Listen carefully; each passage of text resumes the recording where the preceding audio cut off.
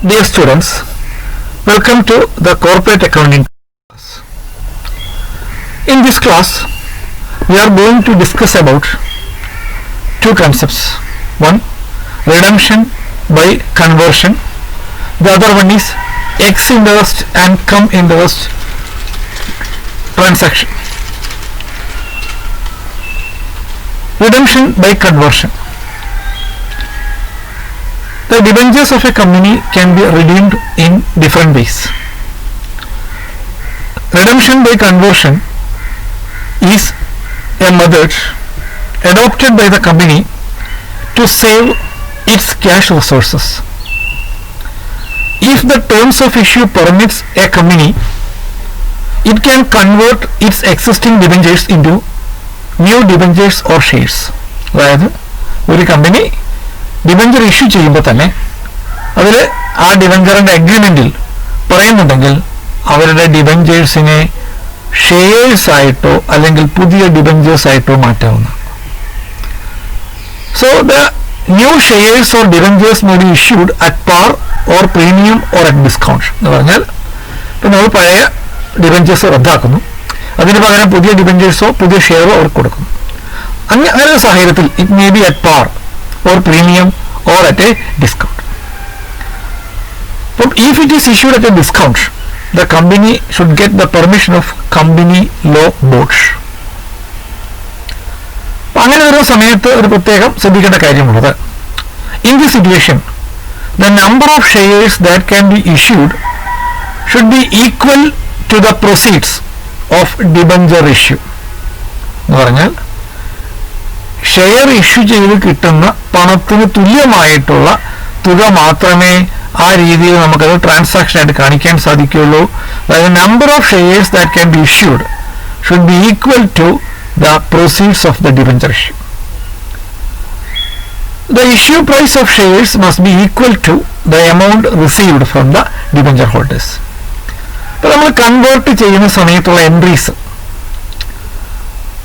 Four example if the debentures are converted into shares at par, നമുക്കറിയാം debentures close ചെയ്യുന്നു, അതിന് പകരം പുതിയ ഷെയർ ഇഷ്യൂ ചെയ്യുന്നു. Entry debentures account debtor to equity share capital.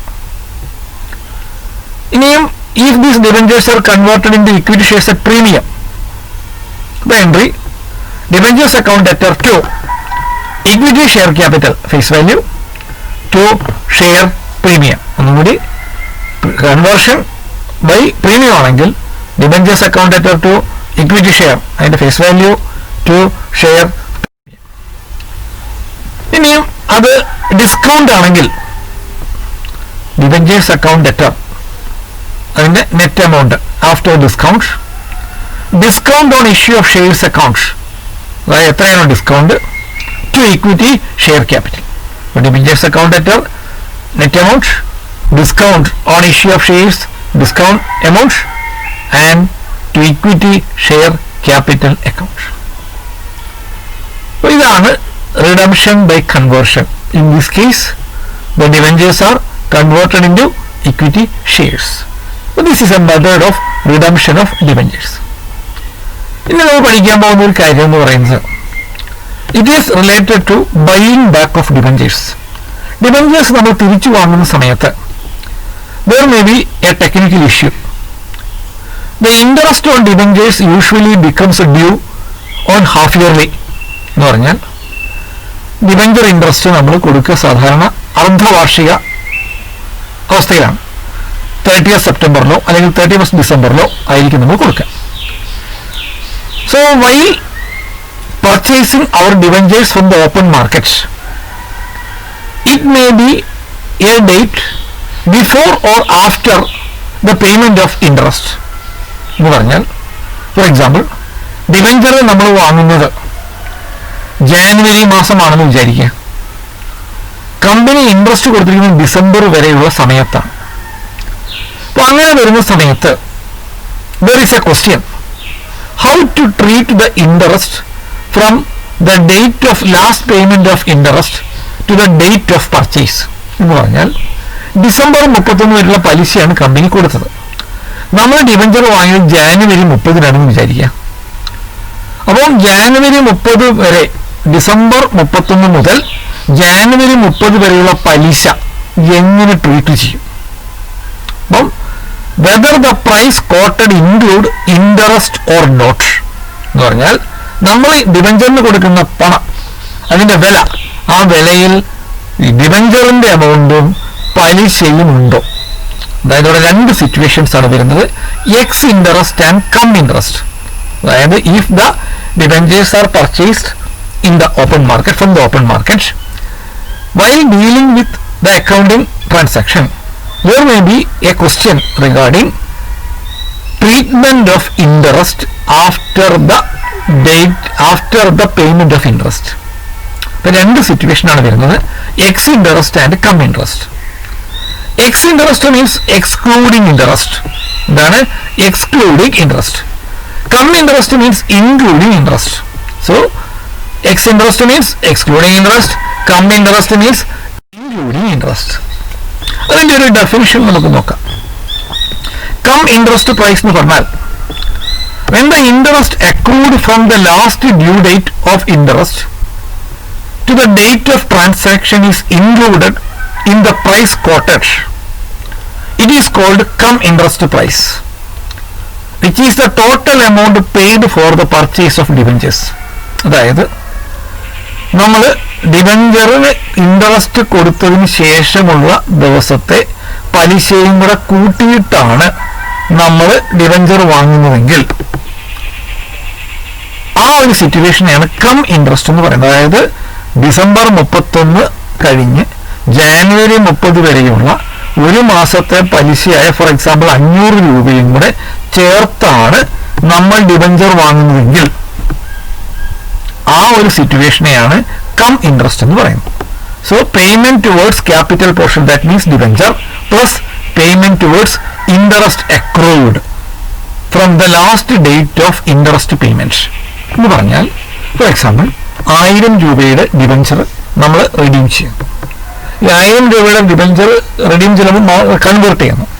അപ്പോൾ ആ ഡിബഞ്ചറിന്റെ പലിശ നമ്മൾ ഡിസംബർ 31 വരെ മാത്രമേ കൊടുത്തിട്ടുള്ളൂ. നമ്മൾ ജാനുവരി 30 ഡിബഞ്ചർ വാങ്ങുന്നത്. അപ്പോൾ ഡിബഞ്ചർ ഹോൾഡറിന് ന്യായമായും ഡിബഞ്ചറിന്റെ 1000 രൂപ കൂടാതെ ആ ഒരു മാസത്തെ പലിശയും കൂടെ കിട്ടേണ്ടതായിട്ടുണ്ട്. അപ്പോൾ നമ്മൾ ഡിബഞ്ചർ വാങ്ങുമ്പം 1000 രൂപ കൂടാതെ അതിന്റെ പലിശയായിട്ട് ഫോർ എക്സാമ്പിൾ 100 രൂപ നമ്മൾ കൊടുക്കുന്നു എന്ന് വിചാരിക്കാം. അപ്പോൾ ഡിബഞ്ചർ വാങ്ങുന്ന തുക 1100 രൂപയാണ്. അതിന് 1000 രൂപ ഡിബഞ്ചറിന്റെ തുകയും 100 രൂപ ഇൻട്രസ്റ്റിൻ്റെതുമാണ്. അങ്ങനെ സിറ്റുവേഷനെയാണ് കം ഇൻട്രസ്റ്റ് പ്രൈസ് എന്ന് പറയുന്നത്. Okay.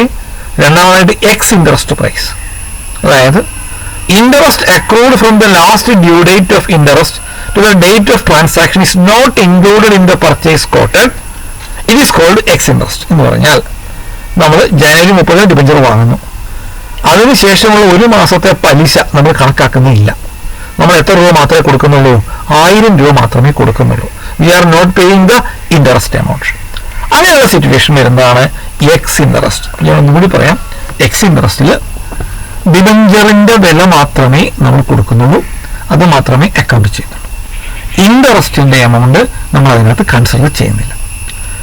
In the case of X interest, the purchaser has to pay the interest for the expired period in addition to the quoted price.